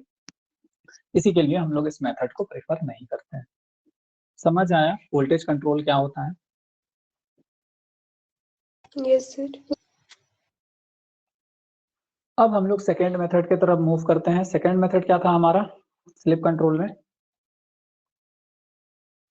Rotor resistance control. ये अब इजी है। अब इस सिर्फ एक कॉम्प्लेक्स बनेगा हमारा, क्या टेंडम मेथड जो था ना वो थोड़ा सा कॉम्प्लिकेटेड होगा, तो उसको हम हो सकता है तो आज हम नहीं कराएंगे, और अगर तुम लोग झेल पाओगे और तो फिर करा भी देंगे, कोई दिक्कत नहीं। देखो ये हो गया हमारा रोटर रेजिस्टेंस कंट्रोल। सबसे पहले तो ये कहाँ पे यूज होता है? Only valid for slip ring induction motor. मतलब क्या है, क्यों ऐसा है? तो हम लोग सबसे पहले यहाँ पे रोटर सर्किट बनाएंगे। X2 R2/S E2। E2 को हम लोग नॉर्मली V बोलेंगे, ठीक है, क्योंकि EMF वोल्टेज ही है। यहाँ पे I का इक्वेशन लिख लो, V divided by root under R2/S का होल स्क्वायर प्लस X2 का स्क्वायर। और हम लोग स्पीड कंट्रोल लो स्लिप रीजन में करते हैं या हाई स्लिप रीजन में करते हैं? तो सर हम लोग हमेशा हाई मतलब लो स्लिप रीजन में करते हैं। तो एट लो स्लिप रीजन, हाँ, जब हम लोग रोटर रेजिस्टेंस कंट्रोल कर रहे हैं उस टाइम में स्लिप हमारा कैसा है? कांस्टेंट है, मतलब सॉरी स्लिप ही तो कंट्रोल करना है हम लोग को, वोल्टेज हमारा कांस्टेंट है, ठीक है, इस बात का ध्यान रखेंगे। देखो अब यहाँ पे लो स्लिप रीजन में इसको हम लोग अप्रोक्सीमेशन क्या किए थे? R2/S is far far far greater than X2। 1000 आया था इसका value, is far far far greater than 10,000 आया था, इसका वैल्यू 4 आया था। ऐसा तो हम लोग लिख सकते हैं R2/S को ऐसे, इस पूरे टर्म को अप्रोक्सीमेट करके हम लोग लिख सकते हैं रूट अंडर R2/S का होल स्क्वायर। Yes sir. अगर वैसा लिखते हैं तो क्या आएगा? I is equals to V divided by R2/S, ऐसे ही आएगा। That implies I is equals to S into V divided by R2। अब देखो हम लोग जिस चीज को कंट्रोल कर रहे हैं उसके अलावा बाकी सारा तो कांस्टेंट है, क्योंकि टॉर्क हम लोग का कांस्टेंट है ना। टॉर्क कांस्टेंट है इसका मतलब आई कांस्टेंट है, आई कांस्टेंट है इसका मतलब, और वी भी यहाँ पे कुछ बात नहीं की है वी का, तो वी भी कांस्टेंट है। इसका मतलब हम लोग को यहाँ पे क्या दिखाई दिया, slip is directly proportional to R2, बोल सकते हैं ऐसा। सर ये नहीं समझ आया, एक बार फिर से बताइए ना। जिस चीज को कंट्रोल कर रहे हैं, क्या चीज को कंट्रोल कर रहे हैं, रोटर रेजिस्टेंस को, मतलब सिर्फ ये वेरिएबल है, और किसके अंडर में आता है, स्लिप में, इसी के लिए ये वेरिएबल है। इसके अलावा बाकी सारा चीज कांस्टेंट होगा ताकि हम लोग को कांस्टेंट टॉर्क मिल पाए। हम लोग को तो कांस्टेंट टॉर्क चाहिए ना, इसी के लिए अगर तुम लोग इस फॉर्मूले को देखोगे तो ऐसा हम लोग लिख सकते हैं S divided by R2 is equals to constant, लिख सकते हैं ऐसा। Yes sir. और फिर ये प्रोपोर्शनैलिटी हटाने के लिए हम लोग लिख सकते हैं S is directly proportional to R2। समझ आ रहा है?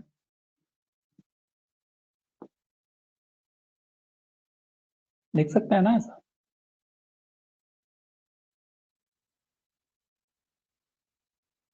Yes sir. सर समझ नहीं आ रहा है, क्या क्या पढ़ा रहे हैं सर आप तो, सर माथा अगर खराब एस कर। और आर वेरिएबल होगा तो आई भी तो वेरिएबल होगा ना। नहीं नहीं, हम लोग को अभी फोकस किस पे रखना है, हम लोग को मान के चलना है आई हमारा कांस्टेंट है, क्योंकि आई कांस्टेंट नहीं होगा तो फिर टॉर्क कैसे कांस्टेंट मिलेगा। समझ आ रहा है ना, आई को हम लोग कांस्टेंट रख रहे हैं और वी भी कांस्टेंट रहेगा तब तो आई कांस्टेंट रहेगा। इसी के लिए हम लोग को मान करके चलना है कि सारा पैरामीटर जो भी एस और R2 के अलावा जो भी है वो सारा चीज कांस्टेंट है, जिसका बात करेंगे सिर्फ वही वेरिएबल है। इससे पहले यहाँ पे हम लोग बात किए थे वोल्टेज कंट्रोल का, हम लोग यहाँ पे सिर्फ वोल्टेज को वेरिएबल माने थे, वोल्टेज और स्लिप को, देख पा रहे हो। R2 का यहाँ पे चर्चा ही नहीं की, R2 कांस्टेंट माने थे। उसी तरीके से यहाँ पे हम लोग रेजिस्टेंस कंट्रोल कर रहे हैं, वो भी रोटर के रेजिस्टेंस। रोटर का रेजिस्टेंस क्या होता है, R2, मतलब R2 को वेरिएबल मान रहे हैं, इसी के लिए हम लोग ऐसा कर रहे हैं। और अगर किसी को समझ नहीं आया तो यहाँ पे K लिख लो, K कांस्टेंट होता है, S is equals to K into R2। K को हटाते हैं तो डायरेक्टली प्रोपोर्शनल लगाते हैं। समझ आया? Yes sir.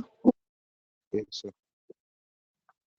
अब देखो S is directly proportional to R2 आ गया, इसका मतलब R2 को बढ़ा रहे हैं, दैट इम्प्लाइज स्लिप बढ़ रहा है, स्लिप बढ़ रहा है, दैट इम्प्लाइज NR का वैल्यू घट रहा है। सर ये कैसे समझ नहीं आया सर, स्लिप बढ़ रहा है तो देख लो NR का फॉर्मूला NS1 माइनस S। जब हम लोग स्लिप कंट्रोल बात करेंगे तो NS उस टाइम पे कांस्टेंट होगा, जिसका हम लोग कंट्रोल कर रहे हैं उसी का बात करेंगे variable.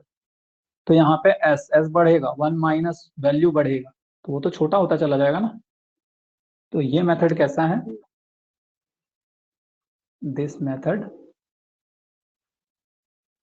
is also used to control the speed below या above, below. below the base speed, क्योंकि NR से हम लोग और फर्दर कम कर रहे हैं, ठीक है। बट इसमें डिमेरिट्स क्या है, इसका ड्रॉबैक्स क्या है। तो इसका ड्रॉबैक्स ये है कि सर R2 हम लोग बढ़ा दे रहे हैं, date implies I2 square, R2 losses बढ़ जाएगा, लॉसेस बढ़ जाएगा, डेट इम्प्लाई ये लॉसेस ही ना बढ़ रहा है। एफिशिएंसी क्या होता है, output by output plus losses. Sir अगर लॉसेस बढ़ा देंगे तो एफिशिएंसी तो कम हो जाएगा, इसी के लिए इसका एफिशिएंसी हो जाता है कम।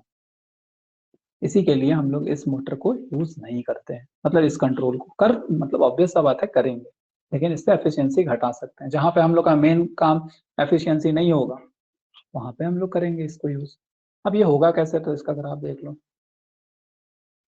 इस तरीके से ये रहेगा। जैसे ही रोटर रेजिस्टेंस ऐड किए, ये यहाँ से इधर शिफ्ट हो गया। SM मतलब इसका सबसे बड़ा एडवांटेज क्या है, तो इसका मैक्सिमम टॉर्क नहीं बदल रहा है और इसका SM जो है शिफ्ट कर रहा है, मतलब हाई स्टार्टिंग टॉर्क भी हम लोग को मिल रहा है और स्पीड भी हम लोग कंट्रोल कर पा रहे हैं। ये तो बहुत अच्छी बात है।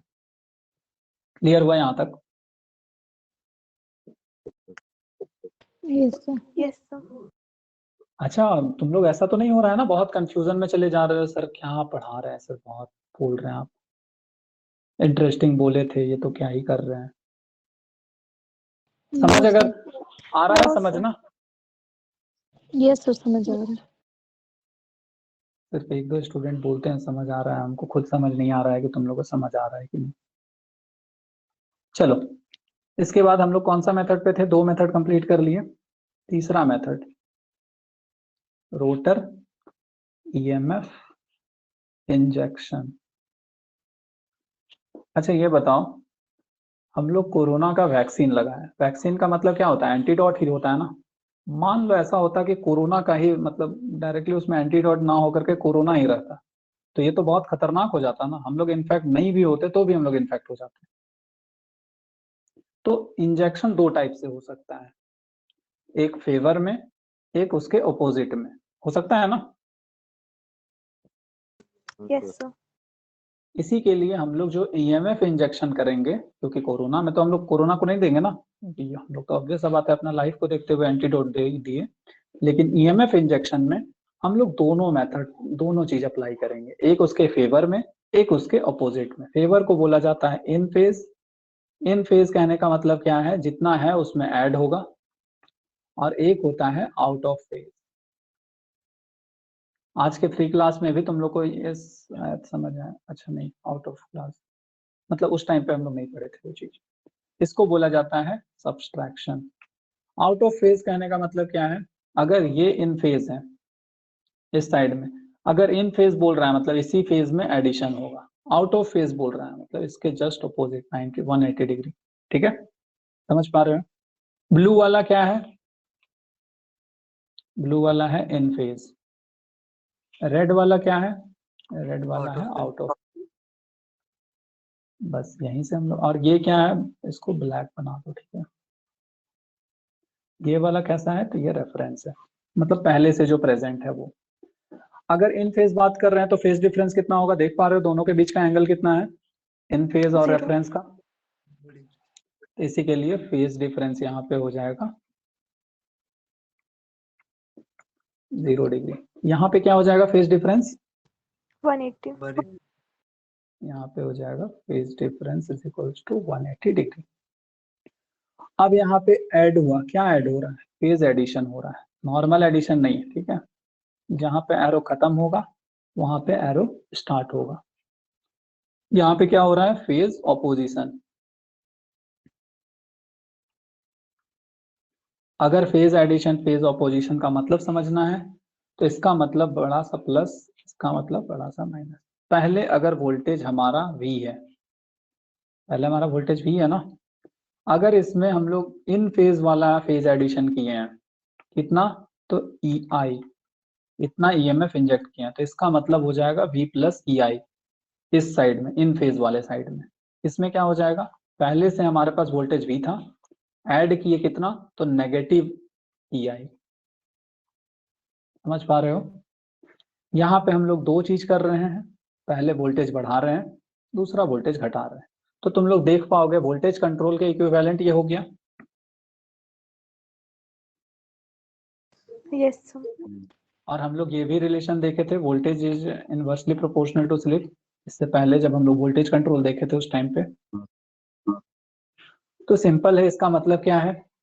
इसका मतलब ये है वोल्टेज बढ़ाएंगे स्लिप घटेगा, वोल्टेज घटाएंगे स्लिप बढ़ेगा, और बढ़ेगा। स्लिप घटेगा तो एनआर का वैल्यू बढ़ेगा, एनआर का वैल्यू घटेगा। इसका मतलब बताओ, रोटर ईएमएफ इंजेक्शन मेथड जो है वो बेस स्पीड से ऊपर भी बढ़ा सकता है, बेस स्पीड से नीचे भी बढ़ा सकता है। वो डिपेंड करेगा कि EI हम लोग कैसा दे रहे हैं। हाँ, NS को हम लोग को ध्यान में रखना है, ये नहीं कि बढ़ा करके NS को क्रॉस कर दिए। ठीक है, समझ पा रहे हो तुम लोग rotor EMF injection method? Yes sir. अब आता है चौथा मेथड जो कि बहुत इंपॉर्टेंट हो जाता है, इसको बताएंगे तो फिर पोल चेंजिंग। चलो, तो हम लोग इसके बाद जो मेथड था, कौन सा मेथड था? हम लोग कहाँ पे पहुंच गए हैं? थर्ड में।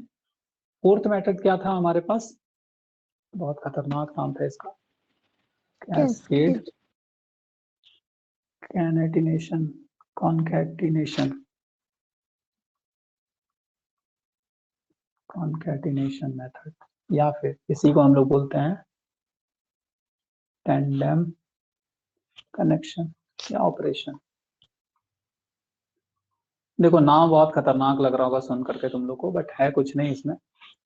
हम लोग इसमें सिर्फ स्लिप, ये किस में आता है, स्लिप कंट्रोल में आता है या सिंक्रोनस स्पीड कंट्रोल में आता है?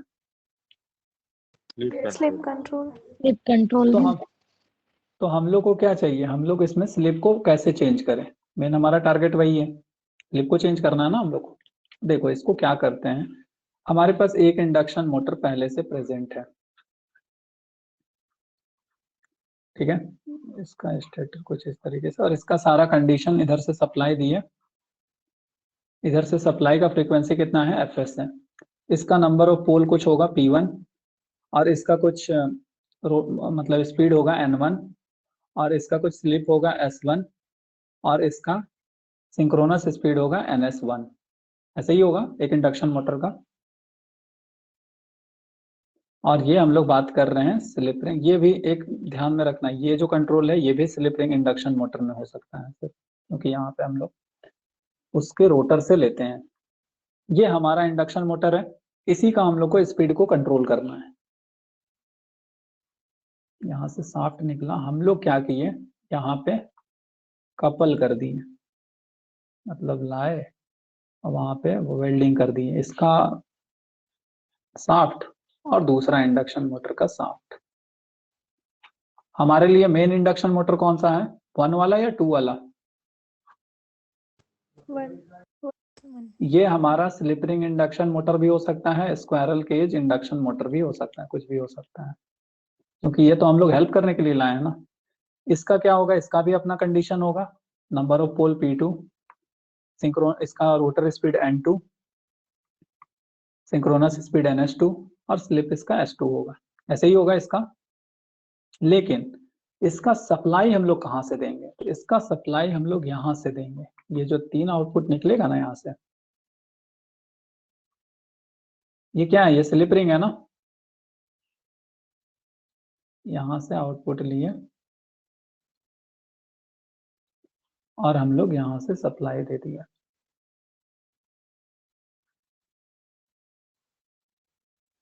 मतलब इसका फ्रीक्वेंसी कितना होगा, S1 टाइम्स ऑफ F, ऐसे ही होगा ना फ्रीक्वेंसी। कहानी समझ में आया? कैस्केड, देखो कैस्केड का मतलब तुम लोग पावर सिस्टम में भी पढ़ोगे, हर जगह कैस्केड का मतलब एक खत्म जहां पे हो रहा है दूसरा शुरू वहां पे होगा, इसके बाद ये आ रहा है, इसी के लिए इसको भी हम लोग कैस्केड बोलते हैं। तो सिंपल तुम लोग को कैस्केडिंग ऑफ 2 मोटर करना है, 2 मोटर को कैस्केड करना है, ठीक है। यहाँ पे कहाँ से आ रहा है, तो यहाँ पे इधर से सप्लाई से आ रहा है, ठीक है। क्लियर है ये चीज? Yes sir. Yes sir. ये हमारा एक मोटर है और ये हमारा दूसरा मोटर है। हम लोग स्पीड कंट्रोल किसका कर रहे हैं, इसका 1 वाले का, इसके हेल्प से। कैसे हेल्प से, तो हम लोग स्लिप बढ़ाएंगे, स्लिप का वैल्यू तुम लोग देखोगे बढ़ेगा या घटेगा, वो अभी तुम लोग देख पाओगे। इस मोटर का सारा कैलकुलेशन हम लोग फटाफट कर रहे हैं। तो सर NS1 का वैल्यू हो जाएगा 120 F1 या फिर 120। अच्छा यहाँ FS मतलब ये मत समझ लेना कि S इंटू F है, ठीक है, F है वो सिर्फ, अदरवाइज तुम लोग यहाँ पे S1F है तो वहां पे भी FS SF हो जाएगा, 120 F बाई P1, ऐसे ही होगा। N1 का वैल्यू कितना होगा, NS1 1 माइनस S1, ऐसे ही होगा। That implies N1 is equals to, इसका वैल्यू को यहाँ पे पुट कर दो, 120 F by P1 into 1 minus S1, ऐसे ही होगा। इसको इक्वेशन 1 मान लो। इस साइड का तो ऐसे ही होगा ना। अब हम लोग सेकेंड वाले साइड में जाते हैं।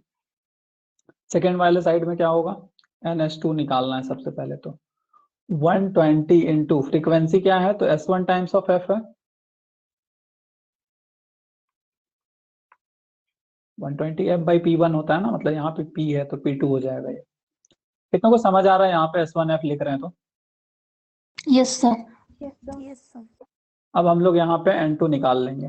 N2 का वैल्यू क्या होगा, तो NS2 1 minus S2, that implies N2 is equals to, वो फॉर्मूला को यहाँ पे यहाँ पुट कर दो, 120 into S1 into F divided by P2 into 1 minus S2। ये हो गया इक्वेशन 2। क्लियर है? कुछ रॉकेट साइंस हम नहीं कर रहे हैं, ठीक है। अब बताओ, दोनों मशीन ये क्या है? Mechanically coupled. मैकेनिकली कपल्ड का मतलब क्या? दोनों अलग अलग रोटेट कर सकता है। ये N2 मतलब अलग स्पीड से चाहेगा, ये अलग स्पीड से चाहेगा, ये तो पॉसिबल नहीं है। मतलब N1 जो है और इसका N2 है, दोनों सेम होगा। Yes sir. Yes mechanically coupled का तो मतलब वही होता है ना। मतलब finally equation 1 equals to equation 2 बोल सकते हैं हम लोग, बोल सकते हैं ना। इक्वेशन 1 क्या था?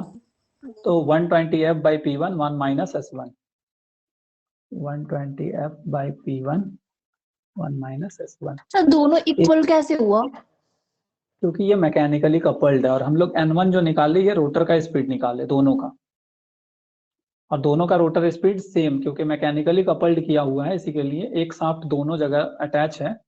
तो वो जितना स्पीड से ये रोटेट कर रहा है उतने स्पीड से ये भी रोटेट कर रहा है। मतलब N1 का वैल्यू और N2 का वैल्यू सेम होगा। क्लियर है? Yes sir. अब हम लोग यहाँ पे N2 का कितना आया था equation 2? 120 S1F divided by P2 1 minus S2, 1 minus S2। जो जो कट रहा है फटाफट काट देंगे। कट गया। अब यहाँ पे क्या मिला हम लोग को? 1 minus S1 divided by P1। यहाँ पे क्या मिला? तो ब्रैकेट खोल दो ये वाला, ठीक है। S1 minus S1 into S2 divided by P2। अब यहाँ पे क्या हो रहा है देखो एक चीज, S1 इंटू S2, S1 पहले से बहुत छोटा, S2 पहले से बहुत छोटा, S1 इंटू S2 कर दे रहे हैं हम लोग। तो सोच लो ये वैल्यू कितना हो जा रहा है? S1 S2 अप्रोक्स 0 हम लोग बोल सकते हैं,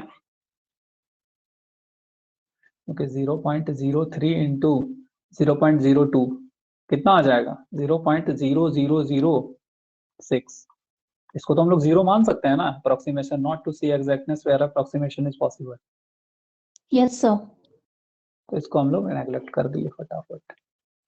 अब यहाँ पे S1 का देख पा रहे हो, मोटर 1 को हम लोग को कंट्रोल करना था स्पीड, और यहाँ पे देखो स्लिप 1 आ गया, देख पा रहे हो। अब हम लोग यहाँ से सिर्फ S1 का वैल्यू फाइंड कर लेंगे। कैसे फाइंड करेंगे? तो 1 minus S1 is equals to S1 into P1 divided by P2। तो सिंपली S1 को इस साइड भेज दो, 1 is equals to S1 common ले लेते हैं, तो P1 बाई P2 प्लस 1 हो जाएगा। That implies 1 is equals to हो जाएगा S1 into P1 plus P2 divided by P2। That implies S1 is equals to P2 divided by P1 plus P2। दिख पा रहा है तुम लोग को ये? कितनों को यहाँ तक आ गए समझ में? सर यहाँ पे वो फिर से बताइए ना। हम लोग फिर से जो है स्टार्ट कर दे रहे हैं। इसको हम लोग को सॉल्व करना है। अब इसको हम लोग को कैसे सॉल्व करना है? तो पहले हम S को उठा करके इस साइड भेजें, तो उठा करके इस साइड भेजे तो ये माइनस है, तो उस साइड जाएगा तो कैसा हो जाएगा? प्लस S1 हो जाएगा। दोनों जगह से हम S1 को कॉमन ले लिए, ये 1 हो जाएगा। फिर हम LCM ले लिए, तो ये P2 डिवाइडेड बाई P2 हो जाएगा। फिर हम इसको उस साइड भेज दिए, तो S1 is equals to P2 divided by P1 plus P2 हो जाएगा। हो जाएगा ये। हम लोग क्या नहीं बदल सकते हैं? हम लोग P1 को नहीं बदल सकते हैं, बाकी P2 तो हमारे हाथ में है ना, क्योंकि P2 तो हम लोग बाद में लगाए हैं। ये इसका तो हम लोग P2 कुछ भी रख सकते हैं ना। इसी के लिए हम लोग यहाँ पे P2 को ऐड करेंगे। P2 के वैल्यू पे डिपेंड करेगा S बढ़ रहा है या घट रहा है। इसीलिए ये मेथड जो है ये भी हम लोग को बिलो और अबव दोनों के लिए एप्लीकेबल है। समझ पा रहे हो? अगर घटाएगा तो उसको डिफरेंशियली कैस्केडेड बोलेंगे, अगर बढ़ाएगा तो उसको बोलेंगे क्यूमुलेटिव कैस्केड, जो तुम लोग डीसी मशीन में भी देख चुके हो।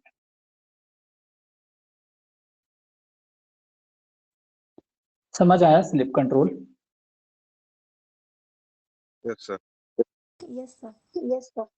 है पेशेंस तुम लोग के अंदर तो हम लोग का कवर कर लें सिंक्रोनस स्पीड कंट्रोल को भी। 2 मेथड बचा नो हुआ है। सर। वो तो छोटा छोटा है सर, आसान है, कर दीजिए।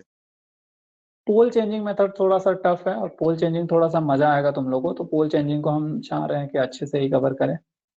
तो आज हम लोग इतना ही रखते हैं क्योंकि इट्स टाइम फॉर डिनर। तुम लोग को इंटरेस्टिंग लगा कि नहीं, मतलब स्पीड कंट्रोल? बाकी थ्योरी देखो, थ्योरी अपने जगह में है, तुम लोग कहीं से भी थ्योरी पढ़ोगे वहां पे तो बड़ा बड़ा कहानी लिखा रहता है, लेकिन तुम लोग को यहाँ से आज पढ़ने के बाद तुम लोग को समझ आया एक्चुअल में कि स्पीड कंट्रोल कैसे किया जा रहा है। क्या हम लोग स्विच ऑफ कर दे रहे हैं वो भी तो एक तरह का स्पीड कंट्रोल है ना, लेकिन क्या वो स्पीड कंट्रोल है? नहीं। स्पीड कंट्रोल कहाँ पे करते हैं, स्टार्टिंग में करेंगे या फिर रनिंग कंडीशन में करेंगे? तो रनिंग कंडीशन में। रनिंग कंडीशन में क्या होता है, तो हमारा स्लिप लो स्लिप रीजन में ऑपरेट करता है। ये सब जब तुम लोग इमेजिन, आखिर तुम लोग को ऐसा बोल रहे हैं तो क्या तुम लोग के दिमाग में एक पिक्चर तो बन रहा होगा ना, तभी तुम लोग बोल पा रहे हो ना। अदरवाइज तो रटा रटाया हुआ चीज तो कोई भी बोल देता है। बाकी ये मेथड, ये हमको इंटरेस्टिंग इसलिए लगता है और टफ हमको, पहले हम तुम लोग को बोले थे ये टफ है, लेकिन कितनों को लगता है ये टफ है? कुछ करना सर है क्या टफ इसमें? नहीं। एनएस का वैल्यू निकालना है, एन1 का वैल्यू, बस दोनों को इक्वल कर देना है, फिर एस का वैल्यू मिल जाएगा। बस ध्यान क्या रखना है, तो ये चीज अप्रोक्सीमेशन। इसी के लिए जो कोचिंग में मेरे सर थे वो बहुत स्टेटमेंट बोलते थे, हमेशा क्लास में यही बोलते थे, indication of a healthy mind is not to see exactness where approximation is possible. अगर हम लोग इस 0.006 के पीछे भागते तो हम लोग आंसर लाते रह जाते हैं, क्योंकि वहां तो S2 भी है ना। एक बार इसको हटा दिए, हो गया हमारा simple. S1 in terms of P2 मिल गया, P2 को अब हम लोग चेंज करेंगे, S बदल जाएगा, इसी के लिए इसको हम लोग कहाँ पे रखेंगे, स्लिप कंट्रोल में। बेसिकली क्लासिफाई किया गया है 2 पार्ट में, एक स्लिप कंट्रोल, एक सिंक्रोनस स्पीड, क्योंकि हमारे पास फॉर्मूला ही है ना, हमारे पास फॉर्मूला ही है, R is equals to NS 1 minus S। बाकी तुम लोग को और भी बहुत कोई फॉर्मूला तरह तरह से बता देंगे, तुम लोग कॉलेज में भी पढ़ोगे तो वहां पे और कुछ और डाल करके इसी में वो लोग 120F/P भी डाल देते हैं, बट वो है तो NS का ही पार्ट ना। इसी के लिए मेरा क्या टारगेट रहता है, इसको अलग कर दो और इसको अलग कर दो। इसमें जो जो मेथड होता है, क्या क्या मेथड होता है, तो इसको हम लोग कंट्रोल कर सकते हैं फ्रीक्वेंसी से, इसको कंट्रोल कर सकते हैं हम लोग पोल चेंजिंग से, इसको कंट्रोल कर सकते हैं हम लोग वोल्टेज कंट्रोल से, इसको कंट्रोल कर सकते हैं हम लोग रोटर रेजिस्टेंस से, EMF इंजेक्शन से, और ये नाम बहुत खतरनाक है, इसको हम कैस्केडिंग बोलते हैं, ठीक है।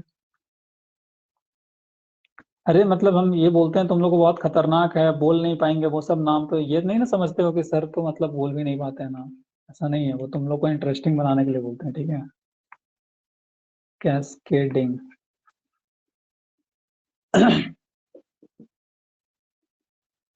कैस्केडिंग करते हैं हम लोग, इतना मेथड। अगर कोई तुम लोग को बोले आंख बंद करके कि हाँ स्पीड कंट्रोल में बताओ, तो कौन नहीं बता सकता है इसको। अब स्लिप को एक कैटेगरी में रख दिए, ये मेथड कैसे काम करता है हम लोग को पता है, ये मेथड कैसे काम करता है हम लोग नेक्स्ट क्लास में देखेंगे, अदरवाइज आज ही पता चल जाता तो फिर हम लोग के लिए स्पीड कंट्रोल बहुत आसान हो जाता। इसी तरीके से स्टार्टिंग मेथड है, स्टार्टिंग मेथड को एक बार हम फास्ट करा देते हैं रिवाइज। स्टार्टिंग मेथड है, ध्यान में ये होना चाहिए कि स्टार्टिंग मेथड हम लोग स्टार्ट करने के लिए नहीं कर रहे हैं, करंट को लिमिट करने के लिए कर रहे हैं। करंट को लिमिट 2 तरीके से किया जाता है, एक फुल वोल्टेज दे दो, दूसरा रिड्यूस्ड वोल्टेज दे दो। पहला हम लोग फुल वोल्टेज के लिए DOL स्टार्टर, दूसरा रिड्यूस्ड वोल्टेज के लिए। रिड्यूस्ड वोल्टेज के लिए कौन कौन सा मेथड है खत्म बताओ जल्दी फटाफट। पहला हम लोग स्टेटर रेजिस्टेंस मेथड, फिर हम लोग क्या यूज करते हैं, फिर हम लोग करते हैं यूज ऑटो ट्रांसफार्मर, फिर हम लोग यूज करते हैं स्टार डेल्टा, फिर हम लोग यहाँ पे और एक तीसरा मेथड होता है जो कि सिर्फ सिर्फ स्लिप रिंग इंडक्शन मोटर के लिए होता है, जो कि रोटर रेजिस्टेंस, ठीक है। बस ध्यान में क्या इक्वेशन होना चाहिए, तो T starting by TF is equals to x square times I starting by IF into S। बस ये इक्वेशन एक बार तुम लोग डेराइव कर लेना एग्जाम हॉल में। ये इक्वेशन डेराइव करने के बाद हर चीज को तुम लोग बहुत इजीली बता सकते हो, खास करके रिड्यूस्ड वोल्टेज को। ये दोनों में रिलेशन है, कैसे पता चलेगा? तो 1/3 करेंगे, तो that implies x is equal to IFL का स्क्वायर होता है सर। क्या? हाँ, यहाँ पे स्क्वायर होगा परसेंटेज। मतलब अगर हम लोग का ऑटो ट्रांसफार्मर का टैपिंग्स अगर x% मतलब 55 ही था ना, कितना था वैल्यू? 57 था सर। 57.73% होता है, तो फिर हम लोग ऑटो ट्रांसफार्मर और स्टार डेल्टा दोनों एक ही तरह से काम करता है। ऑटो ट्रांसफार्मर एक डिवाइस होता है जिसको हम लोग को खरीदना पड़ेगा। स्टार डेल्टा एक कनेक्शन होता है जिसको हम लोग को सिर्फ टीपी डीटी से कंट्रोल करना होता है। टीपी डीटी क्या होता है? तो ट्रिपल पुल डबल थ्रो। डीओएल स्टार्टर क्या होता है? तो इसको हम लोग डायरेक्टली सप्लाई करते हैं, मतलब full voltage starter. Full voltage starter है ये। कब इसको यूज करेंगे? तो इसको हम लोग स्मॉल रेटिंग के लिए करेंगे, और दूसरा जो मोटर बहुत हाई एक्सेलरेटेड है उसके लिए हम लोग यूज करेंगे। रिड्यूस वोल्टेज स्टेटर रेजिस्टेंस, हम लोग कुछ पार्ट का ड्रॉप करेंगे, वोल्टेज ड्रॉप कहाँ पे? तो स्टेटर रेजिस्टेंस में जब हम लोग ऐड कर रहे हैं एक्सटर्नल रेजिस्टेंस वहां पे। मतलब हमारे पास स्टेटर के पास वोल्टेज ही कितना पहुंच रहा है? X times of voltage. Auto transformer में भी स्टेटर के पास जो वोल्टेज पहुंच रहा है एक्स टाइम ऑफ वोल्टेज। यहाँ पे एक्स क्यों पहुंच रहा है? क्योंकि यहाँ पे स्टेटर में रेजिस्टेंस में कुछ ड्रॉप हो रहा है उस चलते। यहाँ पे एक्स क्यों पहुंच रहा है? क्योंकि टैपिंग्स लगा हुआ है। यहाँ पे लॉसेस होगा, यहाँ पे लॉसेस नहीं होगा। स्टार डेल्टा क्या है? तो ये तो ट्रिपल पोल डबल थ्रू है। हाँ, स्टार डेल्टा का थोड़ा सा कनेक्शन में हमको कंफ्यूजन हो गया था इसी के लिए, अदरवाइज हम उसका तुम लोग को वाइंडिंग डायग्राम बना देते हैं, बट वो ठीक है, वो हम किसी दिन अदरवाइज फ्री क्लासेस में, वो जरूरत भी नहीं है, वो समझने पॉइंट ऑफ व्यू से जरूरत था। वो फ्री क्लासेस में या फिर कुछ भी जब भी हम लोग को पता चलेगा, मतलब लगेगा बताना चाहिए तो फिर हम बता देंगे। किसी का कोई डाउट है तो पूछो, अदरवाइज हम पॉज कर देंगे और फिर